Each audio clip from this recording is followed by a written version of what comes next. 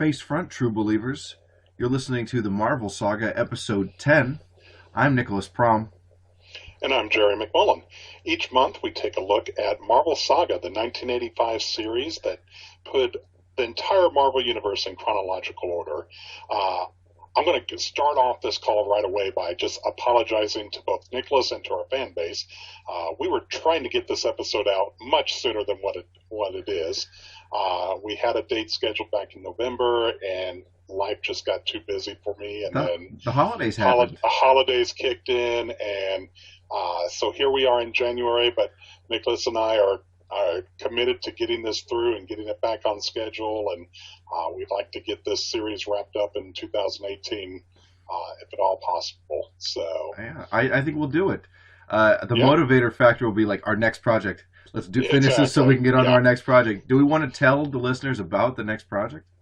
We teased it some, yeah. I think we teased it last episode. Yeah, well, why don't we just come out and say it? It's go for it. It's we're having a crisis. Tales of the DC multiverse, and so of course it'll be pre-crisis team ups and Earth 1 and Earth 2 crossovers, and leading up to Crisis on Infinite Earths itself and the tie-ins therein. It's a much more ambitious project. Sure. A lot more issues to deal with, but I think it'll be a little more looser, a little more. We don't have we need to get it done in a year or two. We can just let it go because there's a lot to cover there. And we can even figure out, I'm sure it'll follow a similar pattern to what we're doing here with Marvel Saga, but we can always change things up and figure out a different way to present things or review things. And, right. It'll be fun. We're looking forward to it. And I know we each have started making notes and trying to track down issues or books to have available. So that's the good thing for planning a project like this out farther in advance, that as we go to cons, we can keep an eye out for those issues that we need to compete a run and be able to review on the show. Definitely. But before we get too into that, let's talk about the Marvel Saga issue 10. Absolutely. This was cover dated September of 1986. But according to Mike's Amazing World of Comics, it went on sale June 10th, 1986. We got a neat wraparound cover, penciled by Keith Pollard and inked by Al Williamson, which is pretty swell. Yep, and once again, as we've noted on past episodes, the X-Men are placed quite prominently on the front cover. Yeah. We also do get the picture of the Avengers from the cover of Avengers #1 featured here, as we get into their origins with this issue. And on the back side, we see Doctor Strange, we see Doctor Doom, Spider-Man fighting the Lizard and Sandman. Fantastic Four, of course. Yep. So it's a good cover. Definitely feels more Kirby-esque than Ditko-esque. Well, yeah. It's hard not to when the main figure is the Doctor Doom from that famous story where he shrunk them, the FF down, and Ant-Man helped them out, Yeah.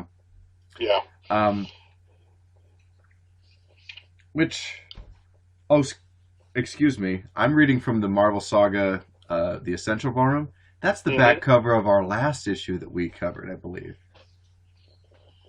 No? No? No, it's number 10. Okay, that's fine. Yep. Oh, yeah. Okay. That's all right. We're off for 2 months. We got to get back into the groove. I know. The groove shall be gotten. But anyway, yeah. So this issue, of course, is edited by Danny Fingeroth and written and compiled by Peter Sanderson. It's funny you mentioned those names. You actually had a conversation with those guys. Well, just a little bit on Facebook. After when these episodes drop, I share these in various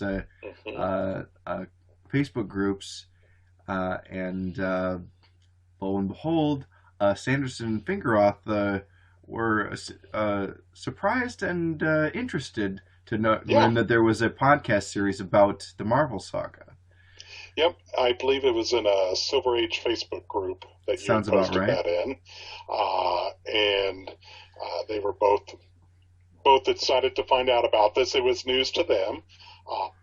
And I think they expressed some willingness to maybe talk to us at some point. And we've kind of, between you and I, we've kind of started trying to map out the remainder of the year. And I think maybe in a couple of weeks we'll try to arrange a time to get those two on, maybe at the halfway point after we finish our review of issue 12. And that'll complete the first essential book. And then before we dive into the second essential book, maybe we can try to talk to them then. Yeah, that would be good. That would be good.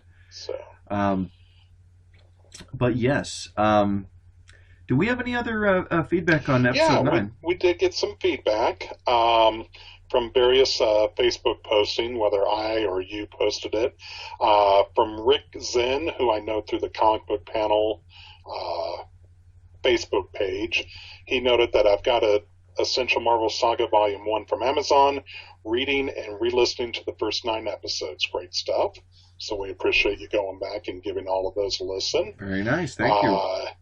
Our Joe Crawford. Iowa's Joe Crawford. Yeah. Posted love the Marvel Saga episodes.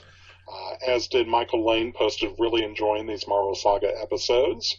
Nice. Ruth and Darren Sutherland pointed out that issue 9 had a great action cover. And gentleman Frank Adigo. Okay.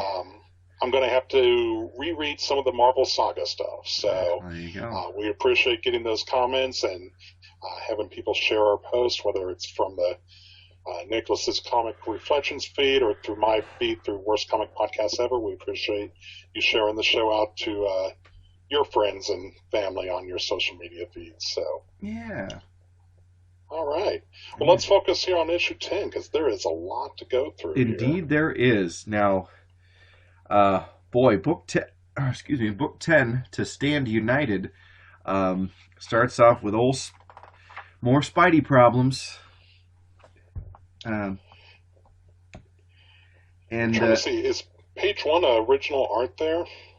Yeah, I actually don't have who drew this in my notes. I have fumbled. And there's not specific credits, but given the way it's laid out, it looks like it's original art here. Yeah, it's probably a Milgram job, or one of those. Mm-hmm. Dang, I thought I had a note of that, and here it is. Keith Pollard and Al Williamson. Oh, just like the cover. Page. Yeah. Okay. Very nice.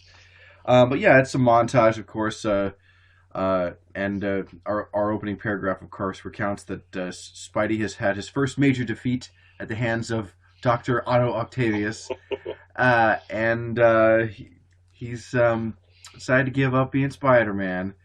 And I love this. This really sums up what is so endearing about Spidey and why so many people identify with him. It's just like, we've got his classmates like, you square, he must have lost his favorite test tube. But it's like, there's no one I can talk to. There's no one who would understand this problem. And that's totally how, that adolescence feels. And what's amazing is that this is just issue 3 of Amazing Spider-Man. Yeah. And we're already dealing with this type of issue with him. So, they'd already locked into that winning formula of like, yeah, people want to keep coming back and reading about this guy. He's got problems like mine, plus supervillains. But so Peter attends a lecture. Well, okay. The government or whatever, the city asks the Human Torch to help fight Doc Ock. But Johnny Storm has used his flame too much of late, and so he has to take it easy and recharge. So this is early on. His powers are not at their height yet. But that supernova flame that John Byrne would have him do is not in effect yet.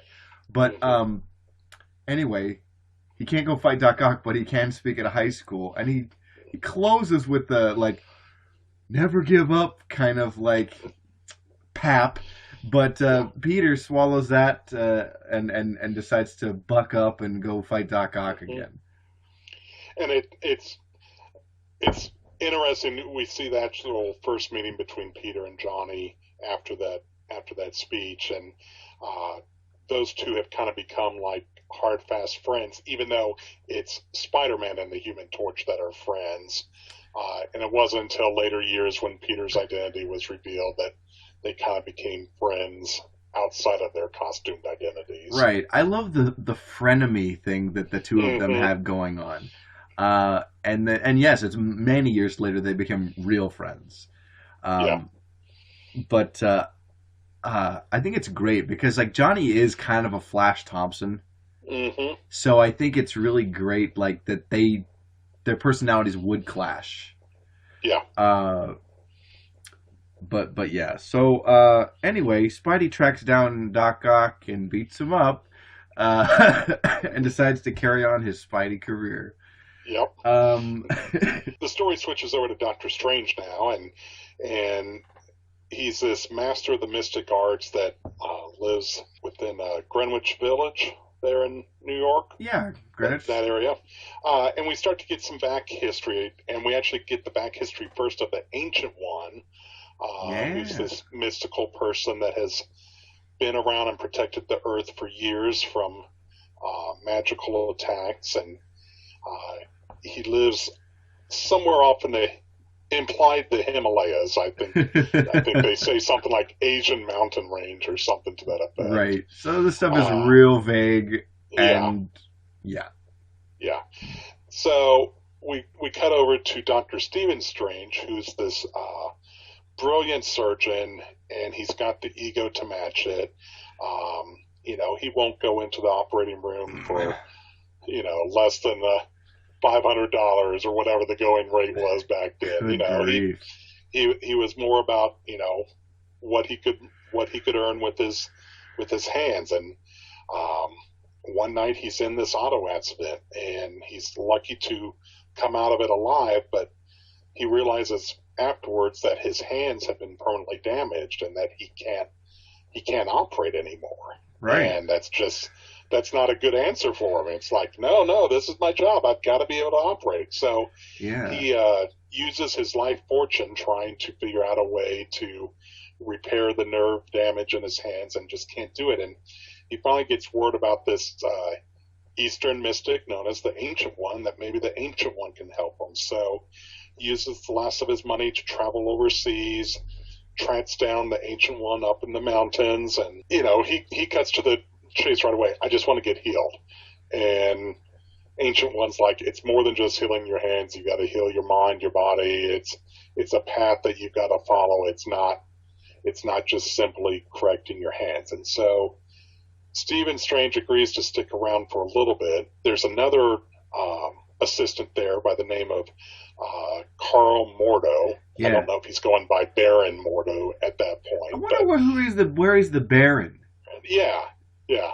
And if you have like this noble title, why are you going to the mystical realms of the Alps or whatever? Yeah. Well, it's we start to see some of the Baron Mordo's true personality come through when he's not around the Ancient One, and it turns out that Baron Mordo actually has some designs to take over the Ancient One's chair. Yeah. He wants to become the protector of Earth and from all things mystical and Yeah. magical, and he's kind of leaning towards the dark side of magic. And Yeah. Stephen realizes what's going on and tries to stop Mordo. Mordo puts a spell on him and keep Stephen from revealing what's going on. And so he can't actually tell someone in particular. He can't tell the Ancient One what Baron Mordo has planned. So to get around that, Stephen Strange commits to studying under the Ancient One to try to learn as much as he can in order to stop Mordo. And sure enough, he's able to do that. And as a result, Stephen Strange is appointed Master of the Mystical Arts and becomes Earth's Sorcerer Supreme once he completes his training under the Ancient One. And he goes back to New York City to set up residence. Um, we see his first encounter with one of his other main enemies, which is the demonic being known as Nightmare. Yeah. I was always Uh, partial to Nightmare. yeah, I He's mean, way more he's a interesting than that jerk off Mordo. You yeah, know? Nightmare definitely opens up the doors for all different kinds of stories, Yeah. whereas Mordo is more the mirror counterpart to Stephen Strange. Well, yeah, and So, he's just like, he's the evil version, but he's also not nearly as good. yeah, You know, like Mordo, I like a lot of the classic stories that Ditko did. Mordo is kind of like the pawn of Dormammu just because hmm Dormammu could use an agent. yes, And we'll and get to that down the line, I'm sure. But yeah, and you bring up a really good point that these Stephen Strange stories are done by Steve Ditko, and this character is especially suited to Ditko's art style. yeah. I mean, I all the magical hoodoo and like the crazy, like mystical realms of like hmm casting spells and stuff and going to these astral planes and stuff. It's like that's just where Ditko's imagination just go exactly. explodes, I you mean, I know? love Ditko's work on the Spider-Man stuff. Don't get me wrong, but his artwork jumps to a whole new level when he's working on the Stephen Strange stuff. Yeah, I mean, I think the stuff where it's he's either very passionate about the subject or, like it's magic, for example, so the sky's the limit. Yeah. You'll see him do a lot of this stuff, like not to the same extent, but like a lot of his Charlton work hmm can go into these territories, and or a DC Shade the Changing Man, that's Mono Bizarro. Exactly. Um, or even those wild splash panels for Mister A, which is a hmm very straight, like it's just like Ditko's most Ditko-y thing. you know? So But getting yes, back to yeah, no, it's all good. Stephen Strange, he has his first encounter with Nightmare, and what we see is that Stephen has the ability to um, kind of fight on a in a dream level where he can like release his psychic spirit from his body and uh, fight Nightmare that way, but he's got limits that he needs to get back his psychic spirit back to his body in so much time. And yeah, you can only uh, astral project for so long, yeah, apparently. um, and we've seen the Ancient One do that. We'll see Stephen continue to do that as he goes along. We're introduced to the Eye of Agamotto, Yeah, and uh, the I. This is where Steve or when Stan Lee really shines with the scripts on the Doctor Strange is naming everything. It's like what's the most absurd thing we can do, and then let's say it's the eye of or the yeah. spell of, and it's you can really just see Stan Lee having fun when he's working on these stories. Yeah, I mean, and plus, who doesn't know about the Eye of Agamotto? Who doesn't Yeah, know by the hoary hosts of Hogoth? Like those are great pieces. Like those are things Doctor Fate doesn't have.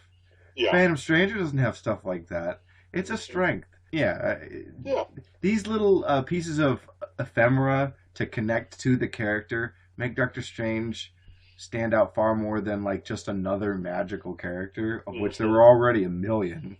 sure. So yeah. I'm also amazed reviewing his origin story here to see how well they adapted this when they did the Doctor Strange movie a year and a half Oh ago. yeah. They really, yes, they changed some of the characters around in terms of gender or skin color, and it's Yeah. going to happen in Yeah. movies these days. Well, and No big deal. that was Yeah, immaterial. The yeah. story. The characters are still there. Yeah. The basic, the concepts and the the plot points are still there, and the origin of Doctor Strange really shone well on the big screen based upon this original source material. Definitely. I mean, and they really. I mean, Cumberbatch was brilliant in the role. hmm He really showed us what a jerk Stephen Strange was, and how much he really needed to be unmade before he could be made whole again. If that makes hmm sense. Um, um, Definitely. yeah. All right. Well, let's move back over to Spider-Man. Yeah, what's happening with Spidey? Let's see. Peter Parker meets Betty Brant, who's Nice. important. And Peter likes Betty because she'll mouth off to Jameson, among other things, and she's a nice girl. Yeah. And another Stanley character with alliterative name. Oh yes, Betty Brant. Peter sort of has to. Peter has to brush out, break a date with Liz Allen. Uh, not alliterative. See, that's why it's just Yeah. like, ah, she's Yeah. just not going to Doesn't be work. around. Yeah, And Betty's actually a year or two older than Peter. I mean, because I she's know, out of right? high school at this point, so Right.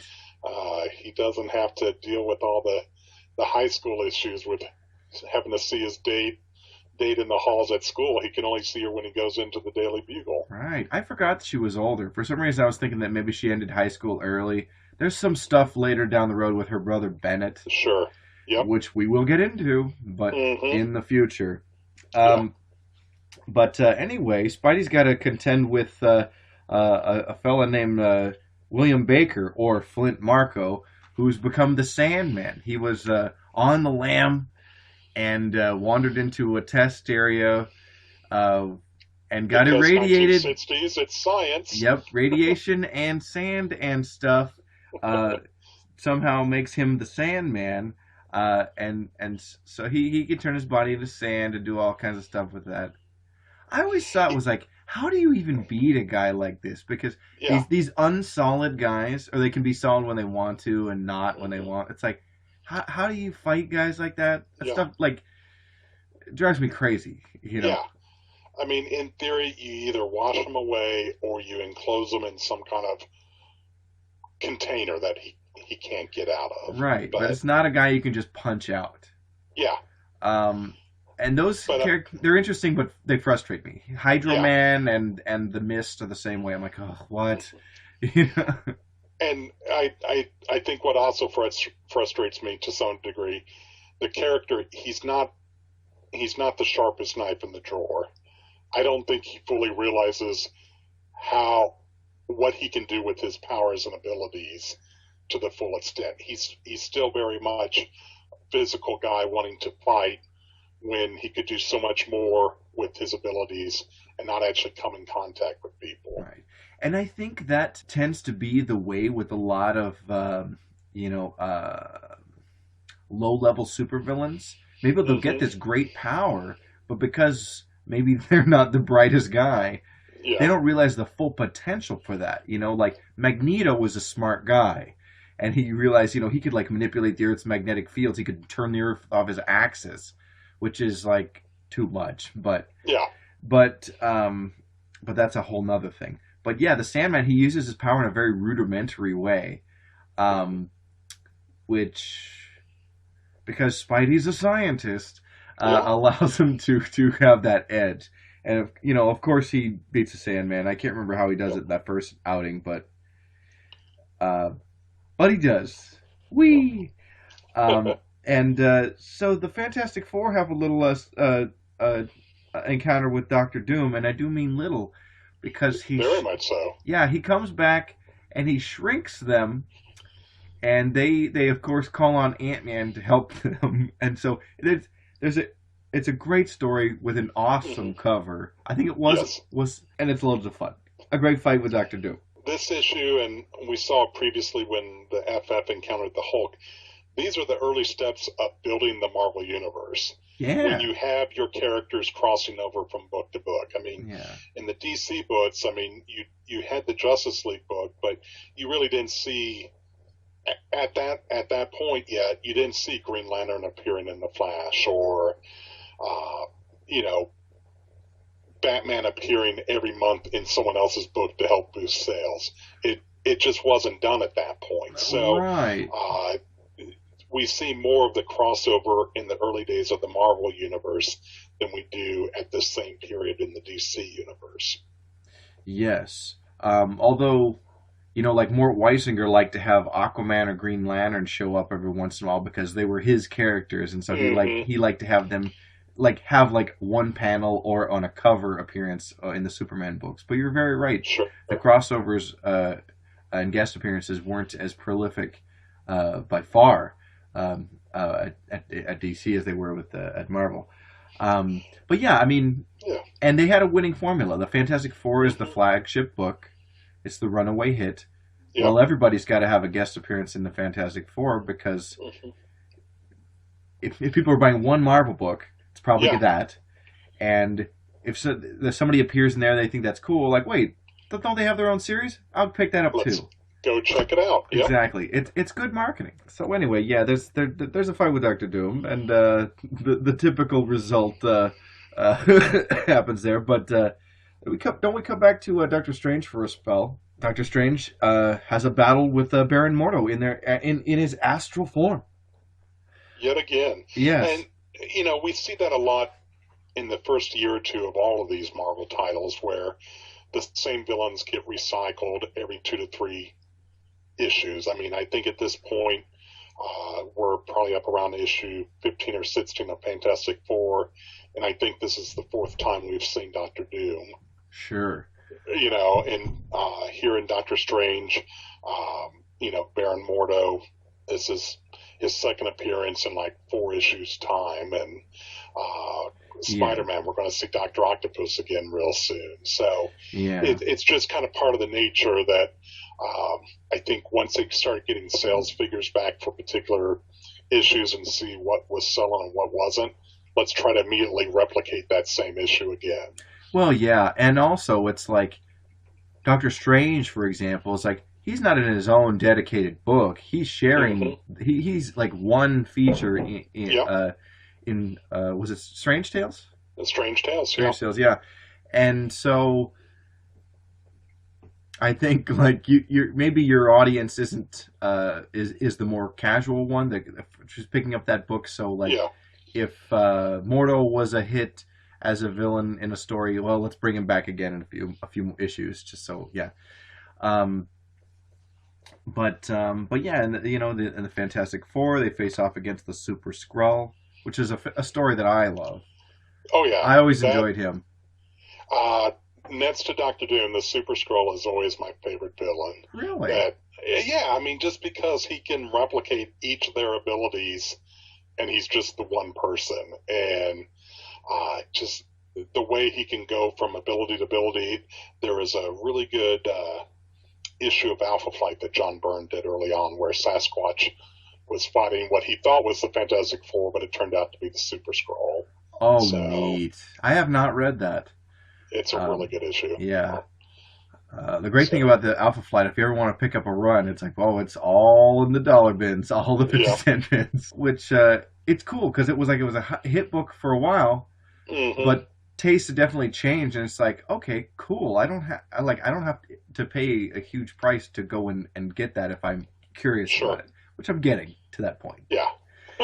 Um, but yeah, even Spidey fights Doctor Doom. I mean, we're getting kind of a montage of some stories, not getting into Yep. a lot of details because I think Sanderson is realizing, wait, I need to get going. Yeah. Uh, Well, and I think they're realizing that to tell Doctor Strange's story, and we've got the Avengers story coming up, and when of course we got the X-Men story coming up, that those are going to take up more pages of the book. So we're getting some really quick hits, quick check-ins on Peter Parker with uh, making an appearance at the Daily Beagle, and you really do see him try to play Betty Brant up as a potential future romantic interest yeah, for Peter here. and I'm sure as Spider-Man was coming out at that time, that was probably an idea. Like, why don't we have him get together with Betty? Yeah, And he go out with her some? yeah. He went out on a couple dates with her. Yeah. So, But of course, Spidey duty kind of gets in the way of romance. hmm. Um, that Parker luck. Uh, but so next we transition back over to the Fantastic Four, and this is the very first Fantastic Four annual oh man, where, it's a doozy. yeah, Namor is back, and he is fully back with the Atlanteans. He is their monarch, and he is going to take revenge on the surface world for everything that they've ever done wrong to Atlantis and to his people. And so he launches a full-scale invasion of New York City. He is sending in his troops. They've got these modified uniforms with water helmets so they can walk on land. They've got ships. They've got jet planes. At one point, doesn't he try to flood part of the city? I think so. Yeah, He's no man of half measures, that Namor. yeah. And his one goal, besides world domination, he wants to get the hand of Sue Storm in marriage. Right. He is so infatuated with her. So, of course, that means that he's going to encounter the Fantastic Four. He does get Sue aboard his ship, but then it starts to flood, and she's caught underwater. I mean, her hands are bound. She can't get out. Namor finally saves her, but Namor makes the choice to save Susan over leading the Atlanteans in their attack, and that starts to put a little schism between him and his military leaders, because Namor is starting to choose the surface world over his own people. Yeah, and Warlord Krang is already kind of plotting against him anyway, because he wants the hand of the Lady Dorma, who, of course, is betrothed to Namor. Or no, she was betrothed to Krang, but she jilts Krang for Namor. Excuse me. Yeah. There's also a scene in this where Reed uses a device to evaporate the water in the Atlanteans' helmets. And I'm like, how is it that the device is able to be so specific? It's not how is it not just flash frying their bodies? You know, like, and really, is that a humane way to treat an enemy? I mean, it seems. I mean, like, evaporating, like, taking away your oxygen supply, basically. It's like I remember in, like, the old Godzilla, it's like they used the oxygen destroyer, and it killed, like, Godzilla and everyone in the bay, right? Yeah. Why not just replace the water with mustard gas? Because that's what you're doing. I mean... Right? Yuck. Ew. Yeah. So, Susan is rescued. Namor gets her to the hospital. Susan recovers. The Atlanteans retreat, and some mariner finds that he's now no longer aligned with the Atlanteans, that they don't want him as their leader, and he goes wandering off, and that leads us to transition back over to Spider-Man, because we're getting a new villain every issue here. And in this instance, we meet Kurt Connors, who's a research scientist studying amphibians, because Kurt Connors has a situation where he's lost part of his right arm. Yeah, wasn't he in Korea? I think so. Yeah. And he wants to figure out ways, because some amphibians have the ability to regenerate limbs, and he wants to do that for himself. And so he's studying these lizards. He creates this serum, and of course, rather than testing it properly, he just ingests it, as every crazy scientist is wont to do. And sure enough, it works. His arm regenerates, but then it keeps morphing, and it becomes lizard, and his whole body becomes like a humanoid lizard, and he loses control of his mind. And so Spider-Man gets called in, and we're going to see Kurt Connors appear over and over again over the years. Yeah. We get to meet the wife and his son, and there's times when Kurt serves as like a science advisor to Peter, which I always thought was really cool. But then so many times it's just Kurt transforms into the lizard, and Spider-Man's called in to stop him. Right. I'm always kind of partial to the lizard. I think it's weird but interesting that he also gets the power to control other reptiles. Yeah. That's not really a thing that any other amphibians have, so right. That's just one of those powers that he's given. But yeah, I mean, like, being a human lizard wasn't enough. Let's give him that too. Yeah. But I mean, you get to have that cool image of him with, like, an army of crocodiles. Like, okay, that's awesome. As well as still wearing his lab coat and human clothes, but right. The lizard nonetheless. So, all right, next up we see the Hulk. We sure do. the Hulk appears to be destroying this train trestle Yeah. as a train is approaching. Um, so he holds the train trestle in place so that the train can safely get over. But we find out that it's all the workings of Loki, the god of mischief, and That Thor's guy. stepbrother. Now, what is Loki doing messing with the Hulk? I mean, those two don't normally go together. But word gets out about the Hulk's supposed attack on this train, and it goes out, and a bunch of different other heroes pick up on it. Thor finds out about it. Iron Man finds out about it, and the Ant-Man and the Wasp find out about it. Now, I want to back up because they find out about it because Rick Jones and Rick Jones. and the Teen Brigade, Teen Brigade, who are a group of ham radio operators. Yeah. Folks, it's the 60s. And boy, are we having fun. Yeah. They send out the call. They were going to try and reach the Fantastic Four, but of course they're not around. They're doing something. I love this. It is so, like, how can we get our, like, Rick is like a cool snapper car, Mm-hmm. but also, like, the Teen Brigade makes me think of, like, the Jimmy Olsen fan club. Yeah. You know, which is like, the Teen Brigade don't make many appearances, but what a humorous... They get referenced quite a bit, but Rick is the one that we generally see. And it's funny how they pick it up. I mean, Ant-Man gets the signal. I think he gets told about it from the ants themselves. Right. And Iron Man picks up the signal within his helmet. I'm not for sure. I forget how Thor finds out about it. But magic. Yeah. Comic book magic.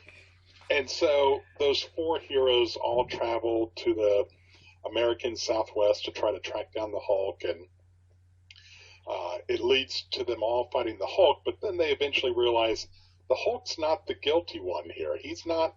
He's been just as wronged as they have, and it's really actually Loki that they need to have their beef with. And so they stop Loki, and they realize, hey, despite the differences between the five of us, we actually work kind of good together. We ought to team up on a regular basis and be heroes together. And the Wasp out of nowhere suggests the team name of the Avengers, and thus the Avengers are formed. Yeah. And it is such an oddball lineup. Now, case in point, all these heroes, none of them had their, outside of Thor, none of them had their really own ongoing title. They all shared titles with someone else. Right, and I can't quite remember the timeline, whether the Hulk's book has run its 6-issue course.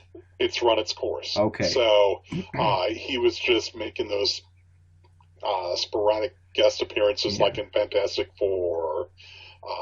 I'm really glad that they had enough faith in the character to keep using him, rather than just kind of let it fall to the wayside entirely. I mean, they certainly had villains that never showed up again, but I'm glad that they kept plugging away with the Hulk.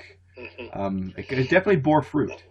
Yeah, and if I recall correctly, and someone listening will probably correct me if I'm wrong here, but I think the Avengers actually ended up on the schedule as a fill-in book because the first issue of Daredevil was running late. Oh, I think you're right. Daredevil was supposed to come out in November of '63, and it was running late. I think I forget why it was running late. So Kirby and Lee threw this issue together kind of on a whim. Oh, you know why it was running late? Wally Wood. Wally Wood wasn't on the book yet. Bill Everett was, though. Bill Everett, yep. And Bill Everett had not gotten clean and sober yet. Mm-hmm. But late in his career, he did clean up, and he turned in some of maybe the best work of his life. Yeah. And then unfortunately he passed. Mm-hmm. But he turned it around. Excellent. But anyway. Yeah. Hey, the Avengers are a team now. We'll see them in the future. Yeah. They they have their highs and lows over the years, and they eventually make it onto the big screen and all that other fun stuff. So, Yeah. Low points include the time Dr. Druid was in the team. Low points include the time they wore all those flight Gilgamesh, the jackets. forgotten one. Low points include the Black Knight. Uh, yeah, Yeah. yeah, the Black Knight and his lightsaber Hmm. and the flight jackets. Yeah. Ugh. I actually didn't mind the flight jackets on principle, but that a lot of the '90s were bad issues of the Yeah. Avengers. And I actually should say I don't mind the time when Dr. Druid was on the team because I think Roger Stern was writing the book, and Yes. that's actually those are really good reads. Hmm. Um, Dr. Druid is not awesome, but like No. that's no. Yeah. The book was good despite having him there. Sure. Sure. Absolutely. um, All right. but anyway, Well, don't. Oh, go ahead. let's. No, I was just going to suggest let's take a look at the X-Men. We haven't really mentioned them yet, and Oh boy, yet they were featured quite prominently on the cover of this issue. yeah, boy, I think they're going to dominate the remainder of this issue. But yeah, we join Hank McCoy, who is making a name for himself on the sports ball field, playing football barefoot, which no team in the world is going to let a guy play without cleats. Yeah. It's not going to happen. It doesn't matter how big your feet are; they'll make shoes. Yeah. But it looks cool anyway. And it's so weird that they sell him this way because you never think of him. He's always been played up as this intellectual guy. Hmm. It's weird that he has this. Oh, I'm gonna get that gridiron glory going. Yeah. Like, it's Well, weird. and part of that is, in the timeline of when the X-Men were first introduced, we see them all already assembled at the school as students. True. And it wasn't until the book got into the issue numbers 40s and 50s that they started doing the origins of each of the different characters after the book had been published for multiple years. And so now we're going back and giving Hank McCoy more of an athletic origin, but to date we had always seen him as the scientist in the group. Right. And you know what? People contain multitudes. Okay. Sure. He could have had an interest in sports, but really his love is science. Mm-hmm. But anyway, he gets kidnapped by maybe one of the most mustache twirly villains of all, Yeah. the Conquistador. Wow, what a costume! What a Yeah. theme! He looks like a Spanish conquistador. He's got this dope shield, Dracula cape, like an electrified sword. This guy's neat. I don't know. And he also captures Hank's parents. I know, and and I love a villain that has his henchmen have costumes that are similar to his, but not as cool. Sure. That Gotta look like you're part of the gang. right, but make sure that he looks Yeah. like the dope one. Hmm. The Conquistador. I mean,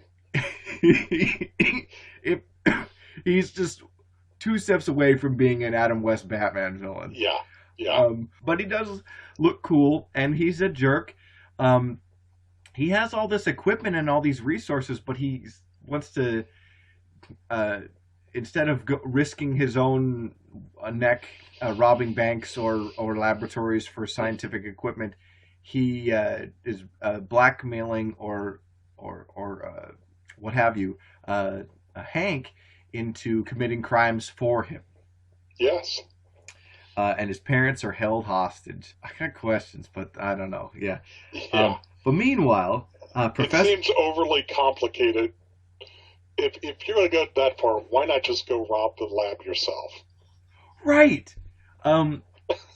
Yeah, like Conquistador, he is like he's a refuge. He's a refugee from DC. And that's fine because he just feels like such a wacky DC villain. Yeah.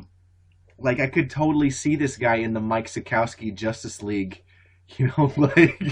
like as a villain. Yeah. Um, Absolutely.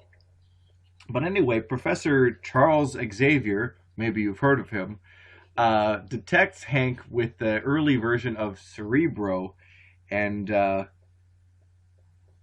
don't know, figures out that he's in trouble, and so he sends Cyclops, Iceman, and the Angel to rescue him. And what a cool scene it is. Hank has decided to defy the Conquistador, but Yeah. of course he's not strong enough to beat him on his own.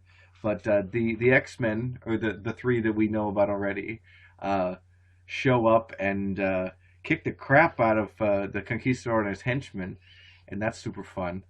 Uh, and Beast decides he likes the fighting and joins up with the X Men.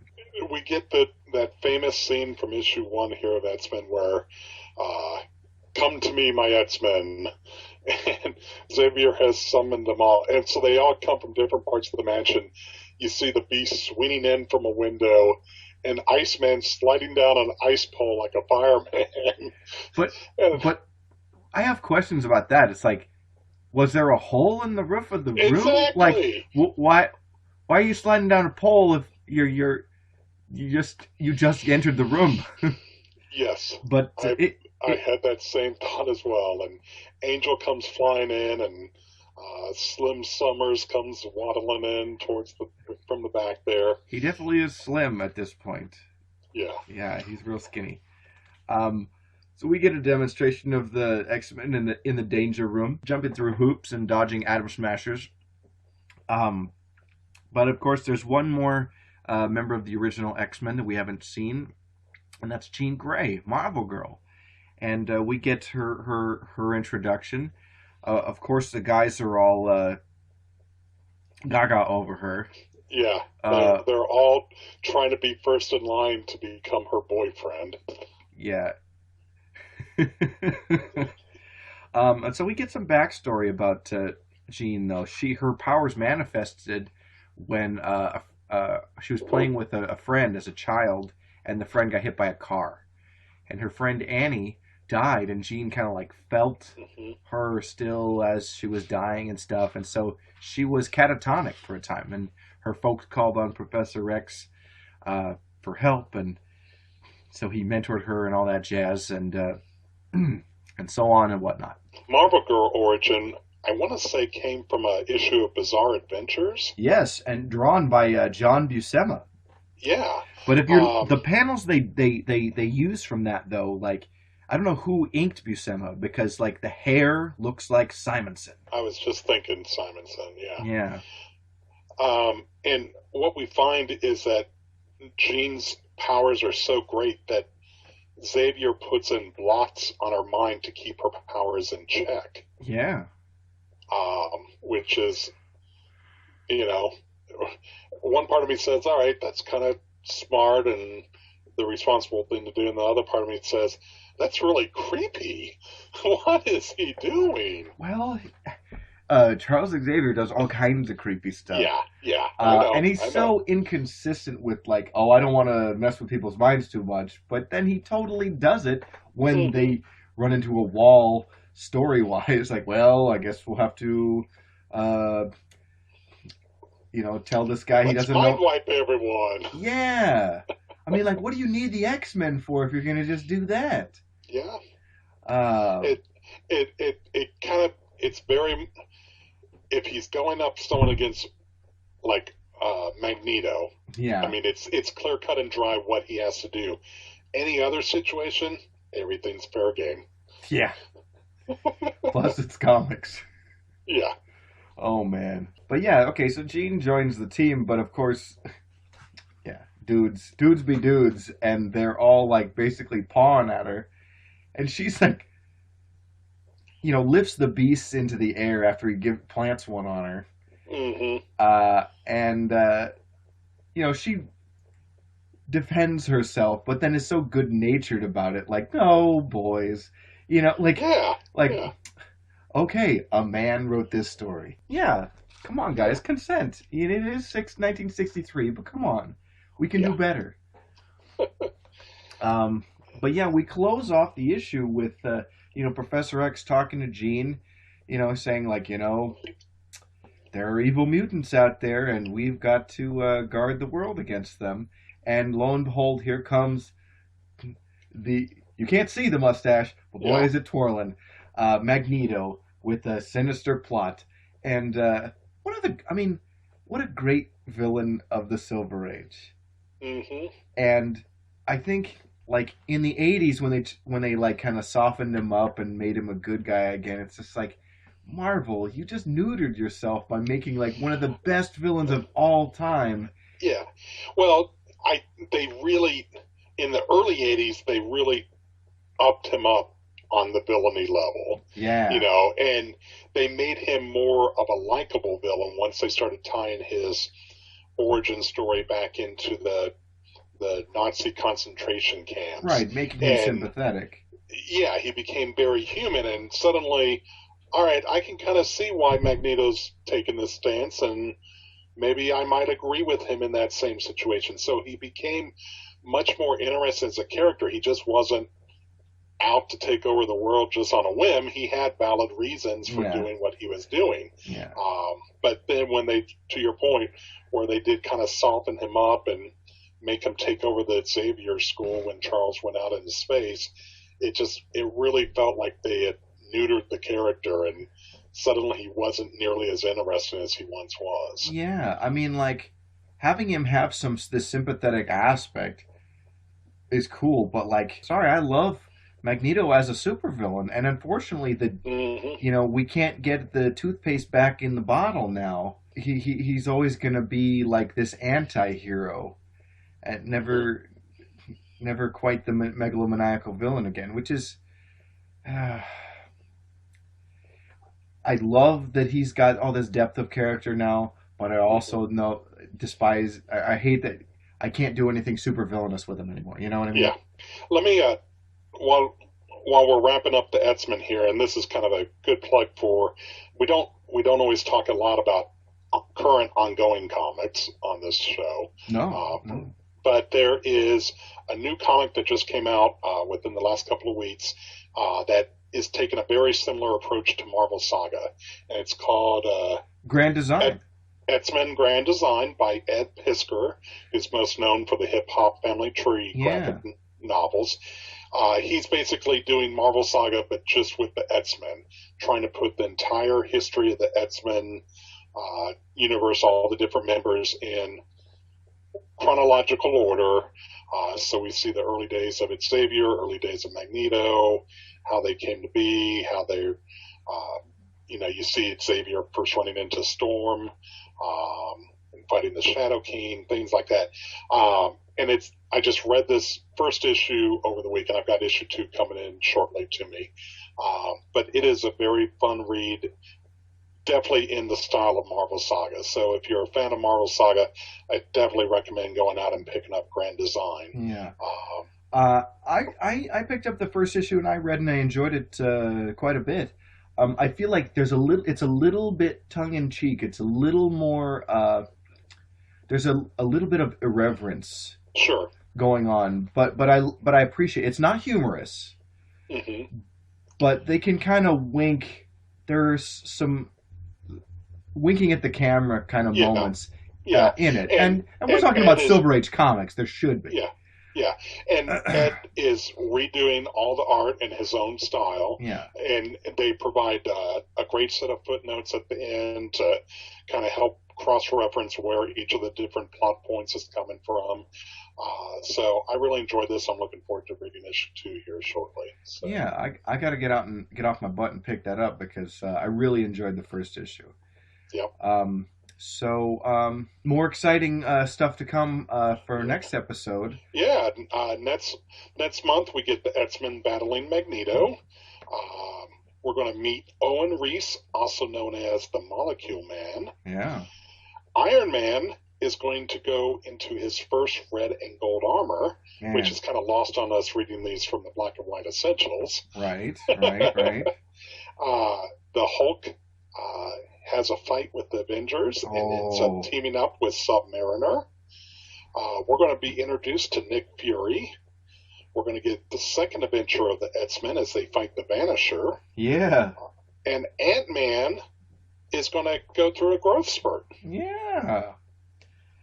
plus the Fantastic Four, Thor, Lava Man, Ramatut, Hate Monger, the Howling Commandos, Baron Striker, and so many more. Yeah. I'm really excited going forward now because, okay, we've got 3 superhero teams active in the Marvel Universe now. The X-Men, the Fantastic Four, and the Avengers. And I'm just like, now it's going to really start cooking. Yeah. Because I remember that fight with the Hulk and the FF and the Avengers show up, and that is awesome. But yes, we'll get to that in relatively short order. Absolutely. Where can people find you at? Oh boy, if they're looking, Comic Reflections has a Facebook page. I'm on Twitter at Comic Reflection, no S. And of course, if let's say your listeners to the worst comic podcast ever are interested in old episodes of Comic Reflections is on Apple Podcasts and Stitcher Radio, and yes, those are adequate places to find me, I think. Good. Absolutely. Worst Comic Podcasts Ever can be found iTunes, Stitcher, any of the podcast places. You can find us there. We're still doing a weekly show, and we're going to be appearing next month at Planet Comic Con in Kansas City, where we volunteer for the Hero Initiative there. We are going to be hosting comic book creator Ty Templeton. Oh, Ty is great. Year. Yes, we had a blast meeting him last year at Rose City, so I'm excited to bring him to Kansas City. We'll feed him some barbecue. Hopefully he won't go to Denny's this trip. Right. But yeah, we're looking forward to that. So come check us out if you're in the Kansas City area. Come to Planet Comic Con and find us at the Hero Initiative table. Otherwise, look for us on Facebook, Twitter, Instagram, all the other social medias. And whether you're listening to us from the Worst Comic Podcast Ever feed or Comic Reflections feed, we'd love to get feedback. We'd love to hear your thoughts. Give us some input as to what you liked about this issue or what you want to see more of. And we are looking forward already to recording issue 11 here shortly. Very nice. This has been the Marvel Saga. Until next time, Excelsior!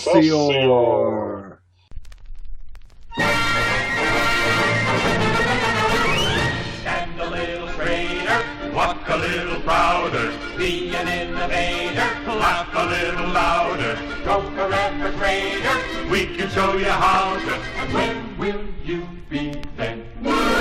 You belong, you belong, you belong, you belong to the Merry Marvel Marching Society. March along, march along, march along to the song of the Merry Marvel Marching Society. If you growl, if you groan, with the dour, sour outlook, if you howl, if you moan, you can lose your sour trust from keeping trim and in step with the vim and outstep of the Merry Marvel Marching Society.